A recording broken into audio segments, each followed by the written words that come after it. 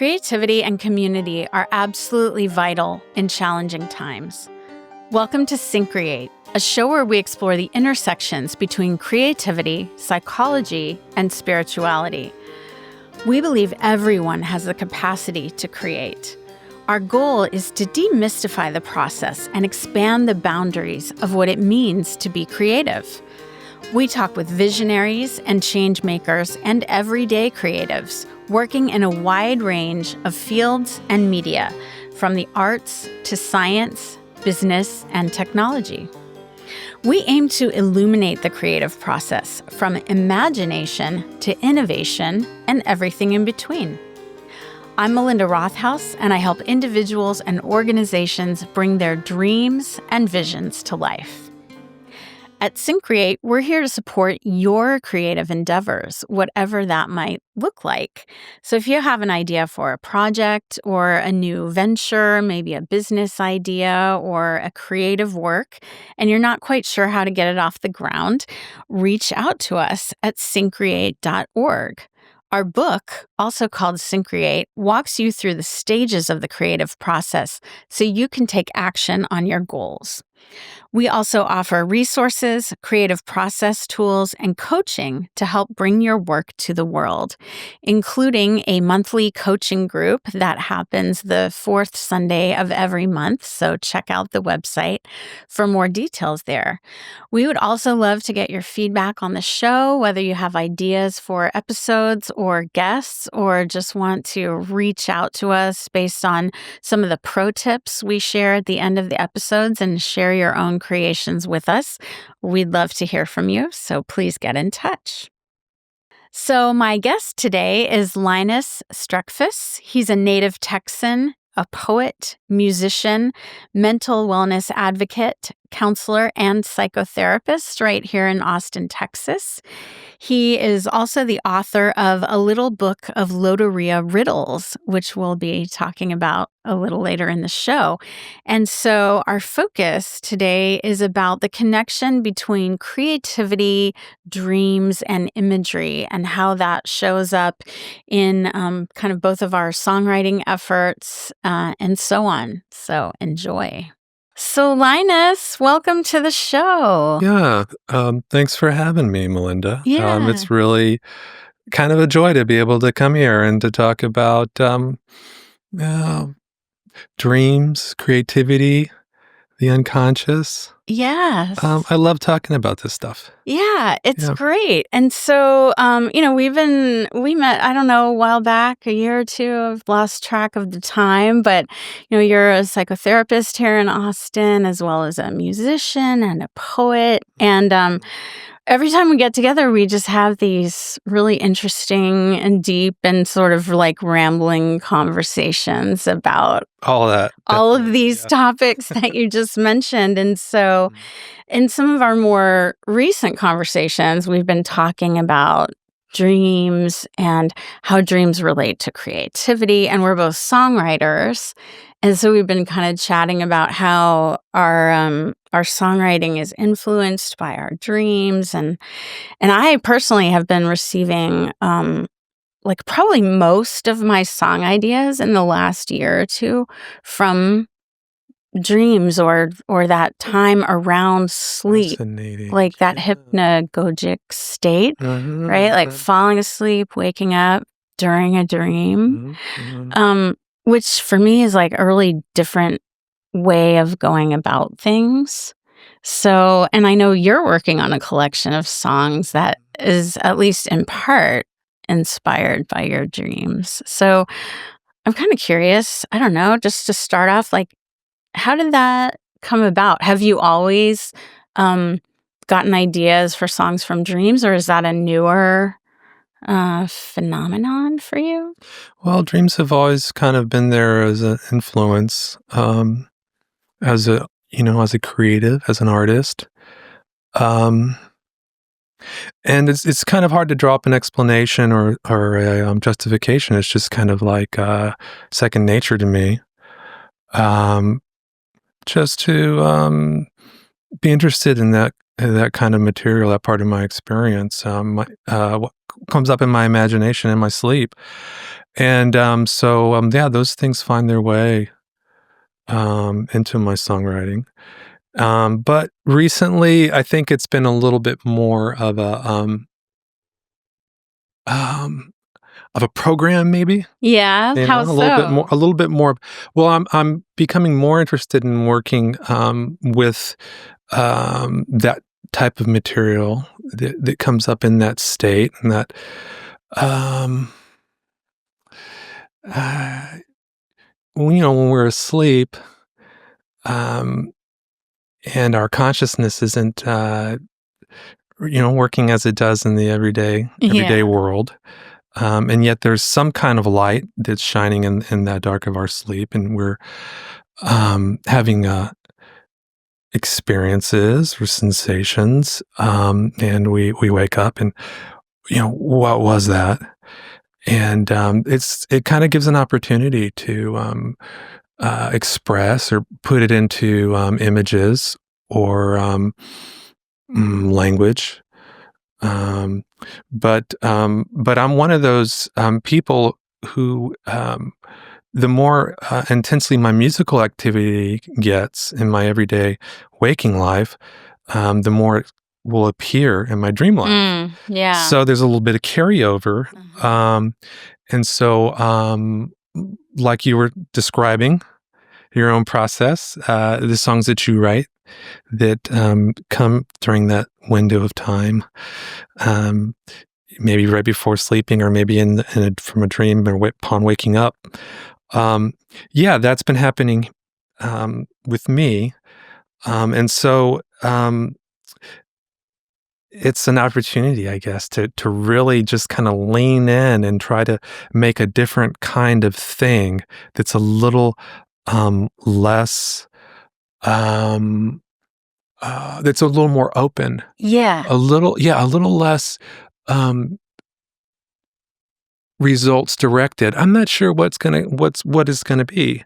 Exactly. But there's something there. There's something there that I want to play with. So so I have to kind of process it. Yeah, I was thinking the same thing because, I've written like lyrics and poetry ever since I was a kid, and there's like an intentionality around that, right? You're like trying to convey something in words, and maybe you're trying to rhyme it, maybe you're not, but there's some like sense of craft that's going into it, and then I would like take the lyrics and often put it to some kind of music, whether it's a bass line or I have a melody or something. But the songs that come in the dream life, they have a totally different quality to them. It's like the executive functioning mind is less in charge, or maybe not at all in charge. And as you said, it's coming more from the unconscious. And so I'll just receive like these snippets. It's like I'm hearing something on the radio, a melody, maybe some words. I don't know what it means. Sometimes it's in the context of an actual dream. Like I had one where I was walking in this market in a foreign country with some folks, and there was a musician playing, and she was singing this tune. And then that's how I received this little snippet, as kind of the refrain of the song.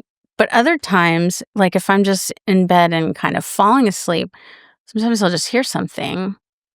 Like it's almost like I'm listening to the radio. It doesn't feel like it's coming from me, And those just have very different quality to them because they are more free, I guess, as you said.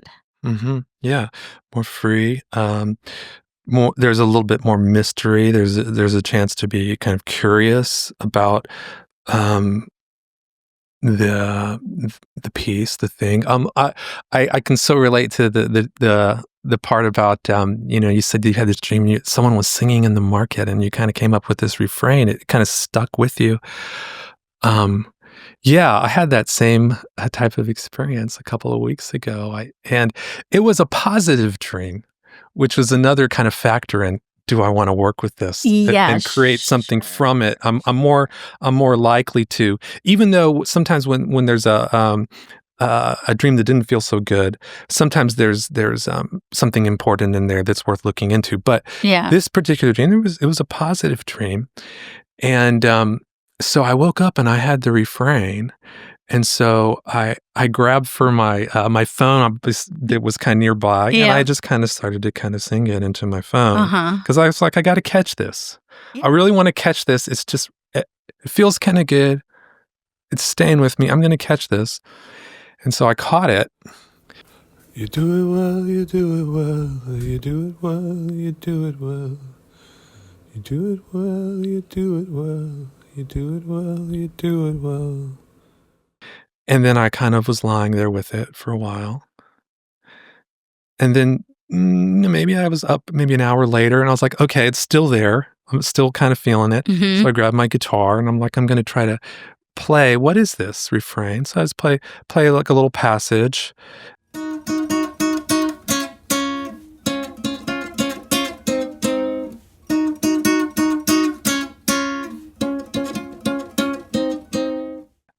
It just kind of clicked. I just played like 3 times.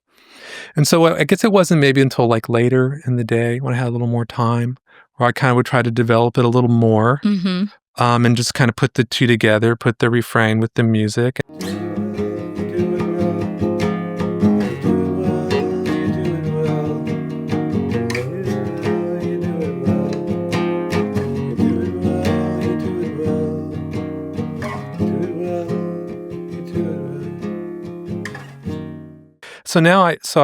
So it kind of went in stages. Yeah. So now I'm like maybe at like stage 4, right? Which is it's developing a little further. I can kind of add a little more to it, and so that's another process of how do I add material to this? I have the refrain. Yeah. So what do I do to find words for this? So that's kind of where I'm at now. But it's very fun. It's very fun, but very challenging. It is. It's very challenging. And you have to like pay attention. So I hear so many people say, well, I don't dream, or of course we all dream on some level, but a lot of people don't remember their dreams. And of course there's certain techniques for kind of priming yourself to remember your dreams, like keeping a little notebook by your bed. And as soon as you wake up from a dream, like writing it down. The more you do it, the more you're likely to remember, and so on. Yeah, it's I hear you. It's like I mean, my intention is to encourage people to be curious about their dreams. I mean, dreaming is something that we all do, and it's an everyday creativity. Yes. We don't all have access to our dreams, and some of us we feel like we have too much access to our dreams, right? Maybe they're unsettling, and or whatever. Maybe they're unsettling, and we try. There's ways to catch it, and writing is probably the easiest way to work with dream material, writing or speaking it, dictating it, speaking it, catching it somehow, recording, putting it into language.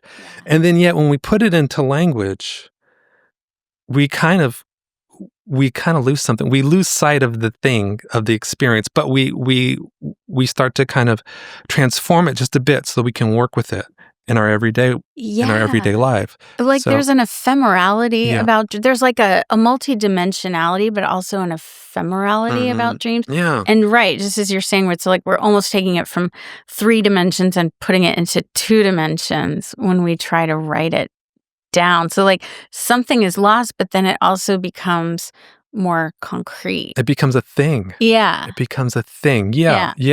And that's kind of a language process, huh? Mm-hmm. Seems like to me. Yeah. But dreams, imagery is really, besides just sensations and the experiences, imagery is a really big part of it. The imagery kind of precedes the language, even though, we things are said in our dreams. Sure. Language kinds of phenomena kind of happen, and sometimes it's not until writing it down that things will kind of like click for us. And it's a curious, playful thing. Right. I'm thinking of, actually, I will share a bit of my own personal dream life. I had a dream. There was 2 men on the phone talking. And one of the men was speaking in the voice of someone I actually know, and his name is Baldomero, actually, and he lives in College Station. But the other man on the phone with him appeared later in the dream. He was sitting at a cafe, and he had a hat with a really interesting band on it, and it was kind of an interesting. I thought it was kind of a curious hat, but he kind of gave him a kind of an authority to him sitting there at the cafe. The dream kind of ended. So, but so I often try to bridge, and I encourage this, besides writing down dreams, is to try to find maybe a way to kind of bridge, hold the contents of your dream and try to play and bring them into your everyday experience. So I just be mindful of that image of that hat, and just kind of keep an eye out for maybe something in my everyday waking life that might kind of remind me of that hat. Or maybe I'm curious at the shop, and maybe I'll browse hats a little bit and just kind of see what happens, just to kind of pursue it a little bit. That's one kind of way of bridging. But I also was writing it down. Mm-hmm. And when I was writing it down, I was recording that the man's voice sounded like Baldomero, and then I was remembering Baldomero's nickname, Baldy. And so then I started to kind of, it was cracking me up, because there seemed to be this kind of playful kind of correspondence between Baldy, the word bald, Mm-hmm. which, is kind of a hairless head, Mm-hmm. and then a hat covering a hairless head. Mm-hmm. So there started to be this kind of interesting, funny kind of correspondence. And it's kind of curious, kind of funny, but sometimes it can be like that. I'm investigating dreams in terms of language and thought. You kind of there's like this pun-like quality that starts to kind of surface in the dream journal. So yeah. It's kind of a funny thing. It is, and it's making me think about. I've had a couple dreams recently, or relatively recently, where the dream itself was like quite involved, and it was some sort of interpersonal situation involving somebody in my life. Different people in different dreams, but where I was kind of watching this play out. One, it was like very cinematic, and in a certain way, it was like quite vivid. And I think I mentioned this particular dream to you before, where the events of the dream were quite shocking and upsetting. And I woke up and I was just like, message received. Like, and this happened again recently with a different dream, different person, but it was like my unconscious was trying to tell me something about this relationship, or about this person, or whatever it was. And even though the details of the dreams kind of fade, and like this recent one, I couldn't even, I know the person that was involved. I don't remember anything about the situation, but I just remember waking up and going, message received. Like, I know a way forward here. It's so interesting. Right? Yeah, it seems like there's almost kind of a visceral kind of quality upon waking. Yeah. And it seems that there can be something that's kind of like a timeless kind of theme about dreams and dreaming. Goes way, way, way, way, way back. It's his first kind of recorded writings about dreams. Where do dreams come from? And dreams, they come from the gods, or they come from in our kind of modern way would say, the conscience can kind of surface in the dream, and we get the message, and that there's a kind of almost like a kind of a corrective possibility there if we heed the messages from dreams. So there's that. There's always kind of been that kind of. It seems like that's a very timeless kind of attitude to take about the importance of dreams, paying attention to dreams. Yeah, and I like those stories because they highlight that there's something really vital that's happening in dreams, and they're worth paying attention to, and that we really can, in a way, wake up to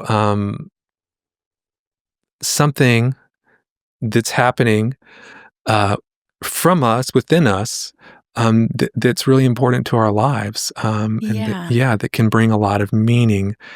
But what I'm struck by your story is this sense of clarity. You woke up with this clarity. Yeah. Oh, okay. And it seems that you had a sense that the interactions in the dream were about your everyday waking life, possibly, or that you knew what it was about. Like you knew what it was about. Archetypal, like a magnified version of everyday life. Yeah. The way that I try to kind of user-friendly the idea of the archetypes in dreams, because it's kind of a technical, kind of conceptual, theoretical kind of construct. But it's just that the people and the characters and the types that come up in your dreams, they're not always who you think they are. Right. And you have to be open. You have to be open to looking a little deeper, like, just because Baldomero's voice appeared in my dream doesn't mean this is about Baldomero. No. Yeah. So just to offer a little context to that, there's a lot of different theories out there about dreams and what they mean or what they don't mean, and whether it's just, processing the events of the day, or whether they're just a physiological way of, just like parsing what's happening in our mind or whatever. But of course, we both kind of follow, I think, safe to say, a more kind of Jungian view of this, right? Where there is a significance of dreams, and these archetypes, these images, are related to our creativity, and they do carry some sort of meaning, potentially. They have something useful to tell us.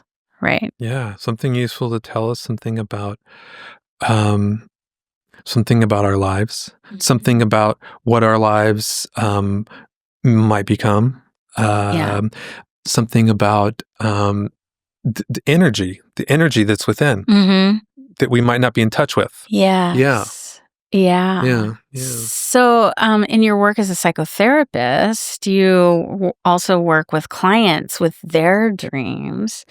And I think you've already shared kind of some tips and suggestions if people are interested in working with their dreams. But I don't know, I'm curious to hear just a little bit more about that process of, like, how might you go about working with a client who maybe brings up, oh, I had this dream. Yeah. Well, generally, I really want to encourage ways of working with dreams, sharing the dream is pretty basic. But who do you share the dream with? Yes. Who do you share the dream with? And you might share the dream with a therapist. You might share the dream with an intimate other. You might really find something out about each other that you weren't aware of, maybe that you didn't want to be aware of, because there's possibly TMI involved. So sharing dreams is really important. Who do you share the dream with? Who do you share the dream with? Now, I really don't want to get into how do I work with dreams as a psychotherapist in the consulting room. There's an art to it. There's a craft, and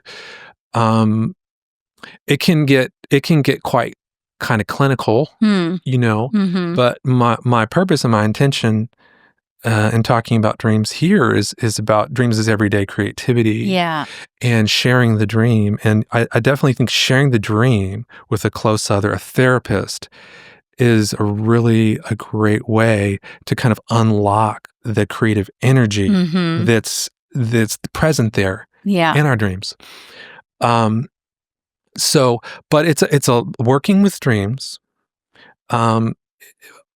sharing the dream, but also holding on to recording the dream, holding on to the dream, and then bridging somehow what you take from the dream experience into your everyday world. So those are the really basic ways that I want to talk about today, encourage people to consider in their dream lives, rather than the getting side. into rather than what you do in your therapy with your therapist, because there are different approaches, different and everyone's kinds of theories. different, of course. Every different. therapist is different. Yeah, and if and for the really curious, especially around Jung and Carl Jung, Jung left a kind of a mammoth record of his own dreams and his own dream work. Yes. And sometimes folks think, well, I've got to go all in and be like Carl Jung with my dreams. But not everyone is called to have that kind of a relationship with their dream life. Right. But certainly dreams, there's something for everyone in this part of life. It's really important, I think, that, and so I just I wonder if it's something that dreaming becomes so esoteric that it's something that people kind of get turned off to and kind of forget just the everyday magic of having a dream. It's like a gift in a way, like having a dream and remembering a dream. And from a creative perspective, it can be, like we've been talking about, just like a sort of unexpected source of inspiration, right? That just kind of appears. Yeah. And the more that you open yourself up to that type of inspiration and that type of imaginative play, it's like developing your own mind in a way. It's really, you're developing a kind of thinking. It's a kind of a reflective type of thinking that's really useful as a creative, especially. As someone who does creative work. Yeah. So the songs that you're working on, this kind of new collection, we've been talking, about we're both kind of in the songwriting recording mode, but are there any in particular that come to mind that you might like to share that you've been working on, or just something about the process of that? Well, I found myself writing a little bit of commentary on dreams. It really wasn't recently. It wasn't directly something that came from a dream, as I have in the other song I was telling you about, the refrain was, "You do it well, by the way." You do it well. So I've had to kind of deconstruct and really kind of micromanage that phrase to pick out, what is this about? It seems pretty obvious, right? Right. It seems pretty obvious, but as creatives, we kind of have to thoroughly process the material and really parse it out. Wait, what else could this be? I've got to kind of create more content from this, right? But so there's that type of song, but recently I found myself writing lyrics that was more a commentary on dreaming. It was something about having a dream and not being sure if it was your dream. Right. I had a dream. Wasn't mine, must have come from your mind. Having a dream and being like, was this my dream or was this your dream?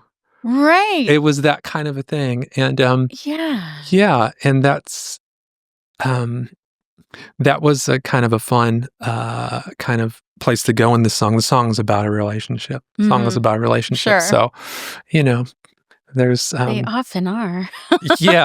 most of them probably are.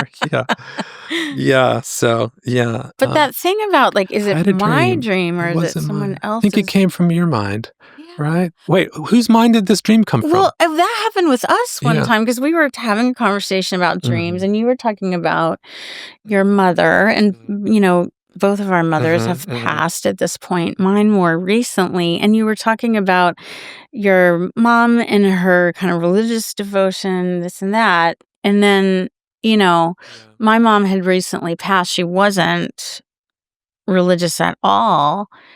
But then subsequent to that, within the next day or two, I had a dream where I was on a road trip with my mom and then in tandem with my dad and stepmother.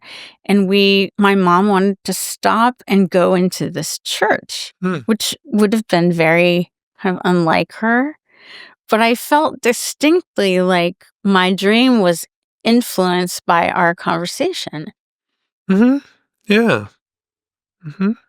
So Yeah, we get influenced by one another.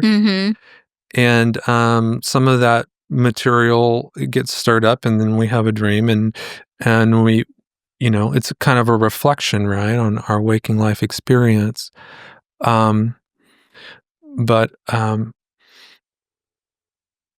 there's much to be said about that, about dreams and where do they come from, and the personal or the transpersonal or the pre-personal aspects of dreams, which it's all there. Yeah. It's all there's much. And with Carl Jung, the collective unconscious. Exactly. In the archetypes. So there's this idea of this kind of communal storehouse of experiences and images that are available to our dreaming selves.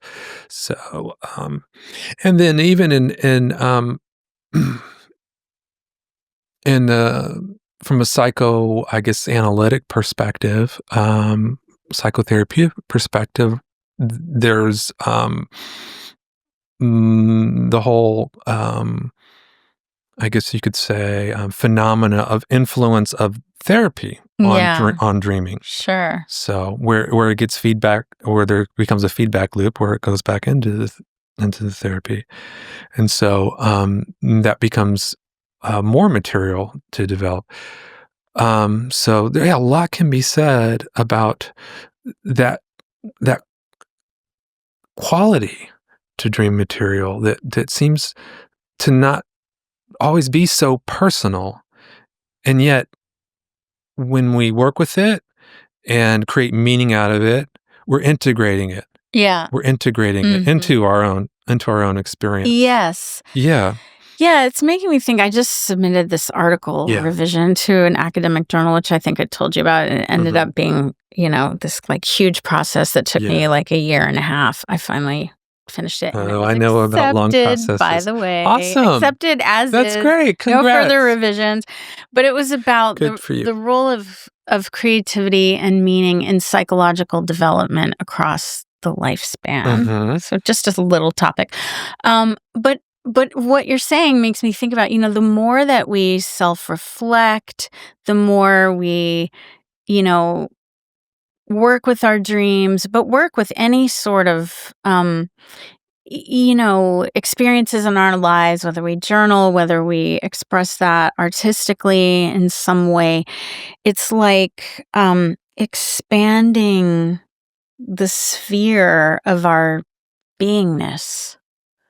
It's like all, it's enlivening. Dreams are about becoming. And about becoming. Dreams are about our becoming. Yeah. And but it's so elusive, though. It is so elusive because it's as if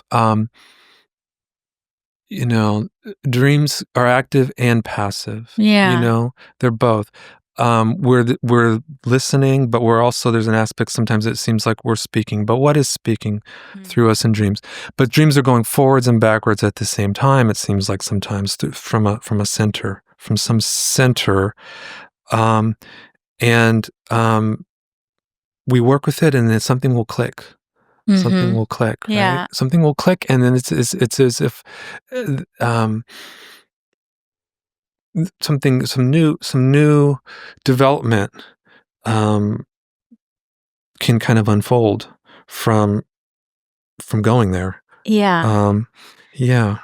Yeah. And important to note also from a Jungian perspective, when we dream about other people, like your friend that you mentioned, it's not necessarily about that person. From a Jungian perspective, it's Yeah. like everything in the dream, every person, every setting, every situation, every feeling is an aspect of ourselves.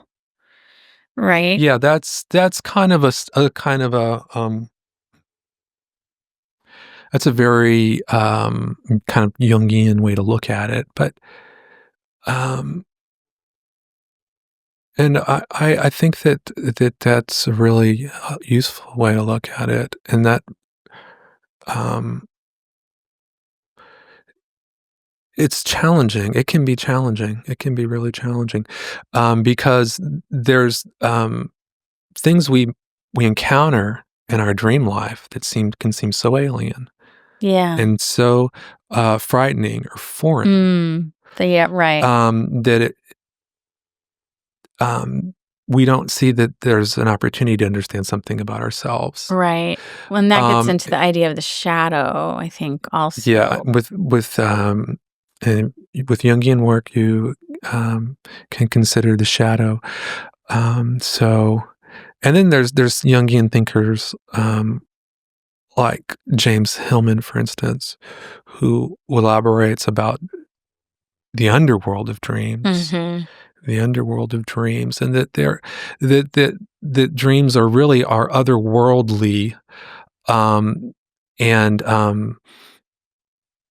we contain these multitudes within us. It's coming from our dreaming experience, and yet the people sometimes that we encounter in dreams, he will claim are like the shades from that maybe are described from Hades in Greek mythology, So I think that James Hillman is really interesting, that he kind of develops how that there's a kind of another worldly, non-personal, non-mind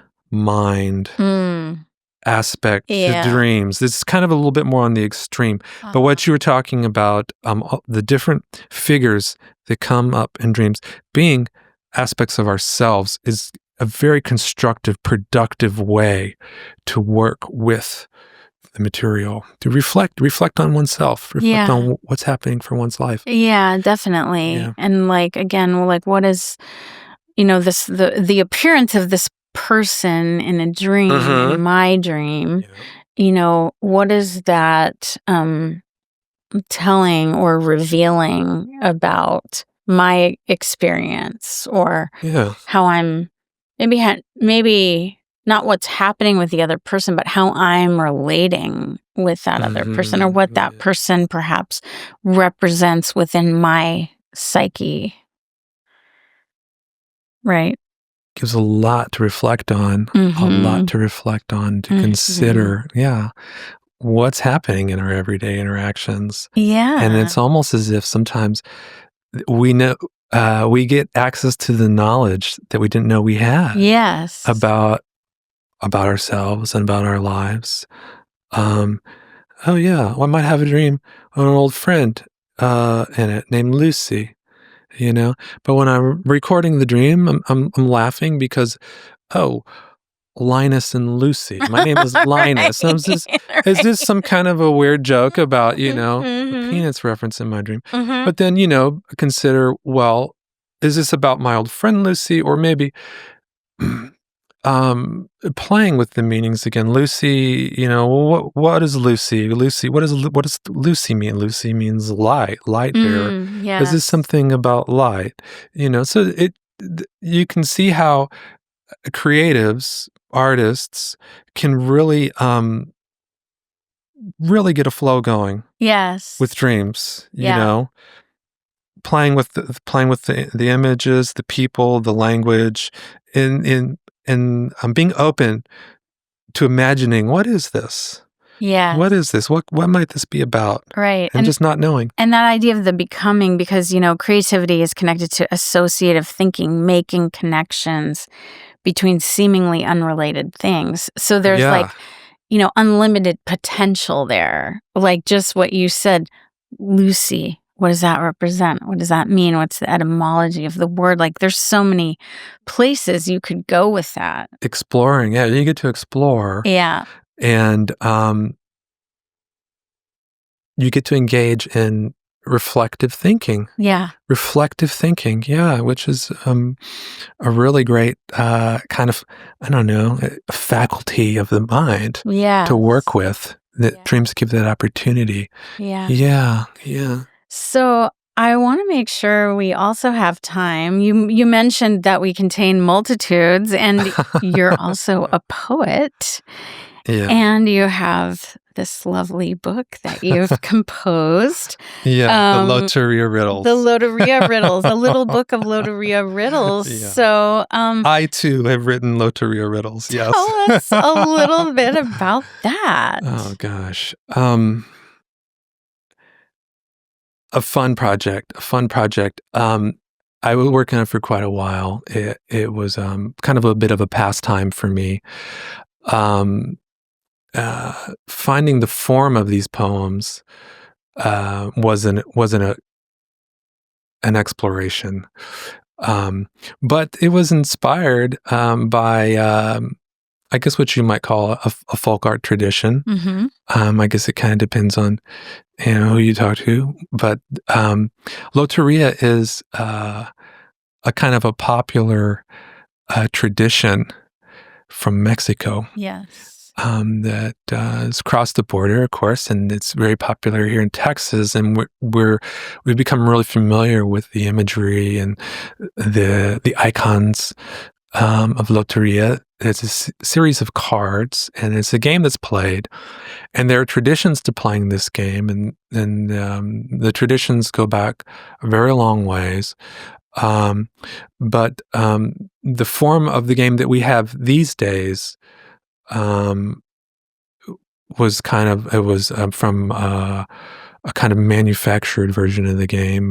The imagery became very popular, but so the series of cards, I used those cards to compose poems, and so it was started as just kind of a creative writing exercise, and turned into a journey of composing a full-length work. So yeah. So I composed one poem for each card. And this isn't really an incredibly original, innovative thing to do. This is, people are doing this all over the country. Well, it's writing poems on based on Loteria cards. It's a very, and it's very a great pop art thing to do. It's an awesome creative prompt, right? Yeah. Because in creativity, it's helpful to have some kind of structure. Right? So you have an image from one of these cards and you write, and in this case, a sort of a riddle or a short poem somehow inspired by that card. Yeah, there is a kind of maybe a riddle tradition. They're called dichos, refranes, sayings that go with the cards. Mm-hmm. This is part of the folk art tradition, I guess you could say. There'd be someone was a caller, you draw the card, mm-hmm. and you say the little saying, mm-hmm. And then the players will mark it on the game board. Yeah.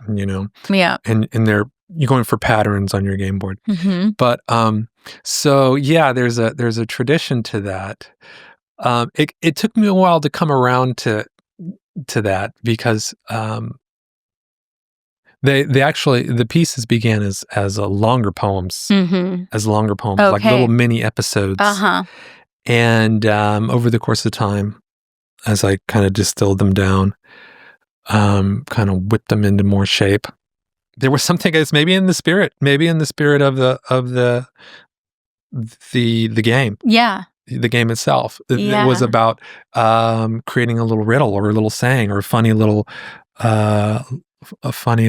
verse. Yes. But that's what they became. They started to kind of follow more of the traditional type approach to pairing verses with the imagery. Yeah. Yeah. And the poems themselves, your poems are sort of reflective and existential, but also kind of humorous. Right. Yeah, humor is important. There Yeah. needs to be there's kind of a lightness to it. These are riddles. There's going to be kind of an aspect of fun. Yeah. I mean, after all, Loteria is to be a game. Mhm. It's a game. So yeah, I did try to write humor into it. Would you share a couple of them with us? Okay, I could do that. Do you have some favorites? I will just choose them at random. At random. Okay, good. Perfect. Even better. Let's see what arises. I will choose them at random. I feel like we're about to Okay, experience a okay. magic trick here. Right? There's that quality to Yeah. it. There's that quality of enchantment to it. Yes, totally. It can be very fun. Okay.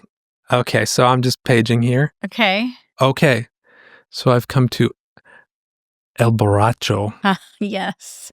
So I tried to drink her like trying to drink a river.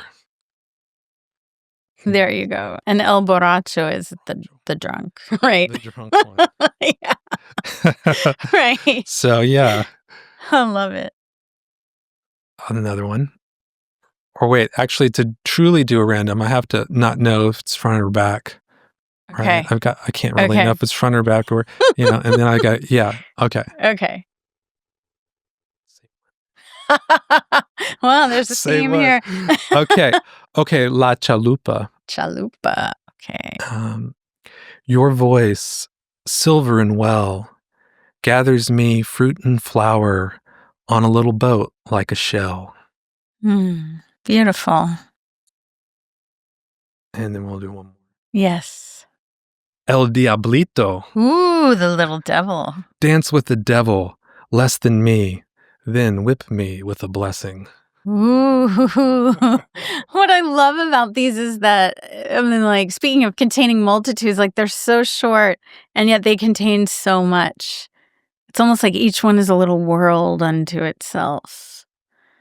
And where could you even go with that? It's kind of like making me think one could even use these poems as prompts or jumping off points for their own creative exploration in a way. Yeah, that's praise because I think that's the objective of poetry, to kind of spark the imagination. And it's not really trying to be high art poetry, even though the level of processing I did was probably labored over it a bit more than just coming up with a light lyrical riddle. But even in the traditional refranes or the dichos, they spin all kinds of things from the imagination, all kinds of things, and the rhythm that's used in the language and the rhyming that's used in the language, it can be it is what it is, or you can really look a little further and dig a little deeper and hold it in your imagination a little longer and see what else you get. So it was really fun to work with imagery in this way. Writing based on a very focused image, because the cards each present a singular image. Yeah. And of course, all kinds of associations would flood into the mind, and you have to kind of have a sense of where are you coming from, and how are you connecting to this particular image, and what do you see there, and what does it spark for you? Creating meaning for yourself, but also as a creative, as an artist, part of my objective is to create something that has an open quality to it, so that the reader can kind of complete it with their own imagination. So there's a kind of a participation that's being offered. Yeah. Hopefully. Yeah. Yeah. But thanks for those kind words about the work. I'm glad you enjoyed it. Of course. Yeah. And I understand that you have a a slightly kind of updated, revised version of the book that's now available in hardcover. This first version that I've given you a copy of is it's a kind of a signed, numbered version. It was kind of a first collector's item. Run. Yeah, you want to call it a collector's item, sure. Yeah. So I made just a few at first. So now that the work's been out there and I've had more readers and it's kind of landed, I'm publishing now a hardcover version. It's all the same. There's a couple of tweaks. As artists and creatives, we're always kind of engaging with the process. So I changed La Sirena, for instance. La Sirena I had to redo La Sirena because I realized I didn't even get the tail in there. I didn't get the tail in there. Now, come on, how fun is a mermaid without the tail? Right. I was like, I've got to get the tail in there. So I kind of had to retouch that one, of course. Of course, the tail is at the end, at the very end. So, and there was a couple other ones I had to retouch. I couldn't quite get the el bandolon right, which is the little stringed instrument. Probably because I get kind of attached to my own stringed instrument, but I kind of think I ironed that one out. So there was a couple little tweaks, but yeah. We'll see where that one's going to be here in Austin. Maybe I'd like to have it at the library, a bookstore. We'll see. Yeah. Great. Yeah. Well, we're kind of getting to the end of our time, and I usually like to end each episode with what I call a creativity pro tip, which is something that, listeners, watchers can sort of take with them and run with and try out on their own. So we've talked about like a lot of different possibilities for kind of creative prompts, working with dreams or working with images, but for those who might be interested in exploring this connection between creativity, dreams, imagery, what's kind of a practice that they could kind of quickly engage with and experiment with? Holding the image. Yeah. Holding the image and holding it. How long can you hold the image in an intentional way? Just being aware, just having it active in your imagination while you're in your everyday life, and spotting any kind of correspondences, and just keeping it active in your imagination. See what that brings. See what that brings. How the work might develop for you as you hold the image. Yeah, I love that. Yeah, and that also, the idea of holding the image kind of comes from Hillman, I believe, also, right? This idea of just staying with a particular image. There's in the New York Times, they have a series where they share a piece of art and they ask you to just look at the piece of art for 10 minutes. Without stopping, which is actually surprisingly difficult. Okay, so that's a kind of a focused concentration type thing. Now, what I'm talking about actually is a bit different. So if I could kind of clarify, please, yeah. But I like this idea of the focus, right? You're focusing. Focusing is going like this. Concentration is like how long can you hold it? Right. So, but what I'm talking about is holding it in your imagination. Like holding it in your imagination, keeping it active, right?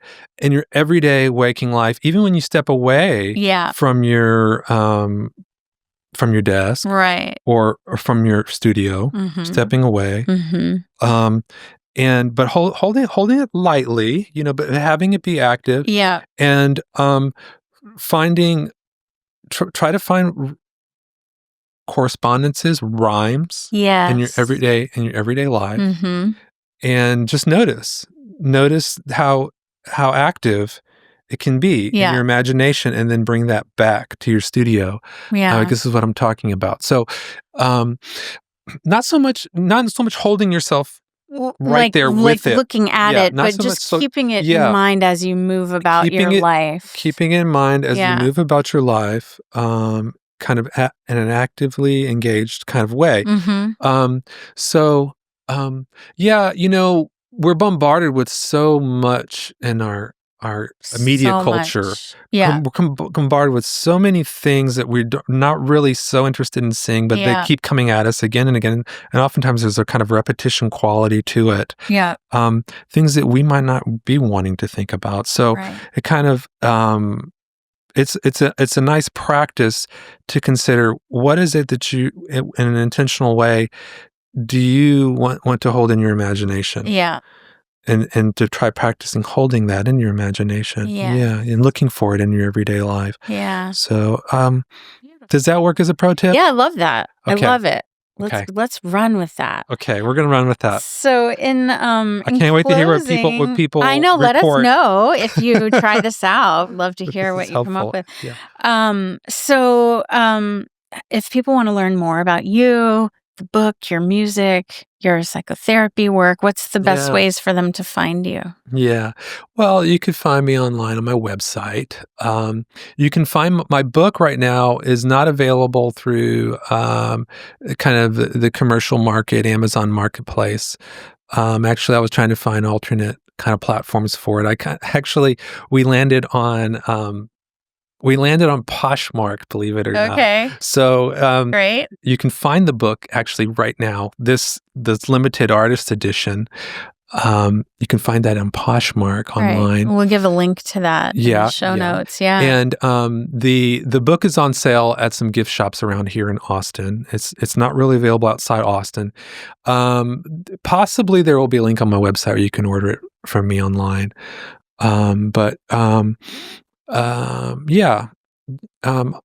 If you're interested in finding me and finding my practice as a therapist, you can find me on Psychology Today. I think I'm the only Linus on Psychology Today. So you can type Linus and it'll prompt you to land on me. Okay. Awesome. Well, thank you so much. This has been such a fun chat.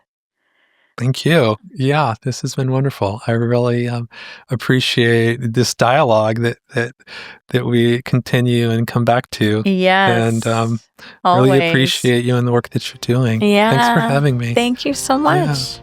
Find and connect with us on YouTube and social media under Syncreate. If you enjoy the show, please subscribe and leave us a review. And again, we'd love to hear from you, so reach out to us anytime with ideas for potential guests or topics that you'd like to see covered. We're recording today at Record ATX Studios here in Austin, Texas, live with Linus Streckfus. The podcast is produced in collaboration with Mike Osborne at 14th Street Studios. Thanks so much for being with us, and see you next time.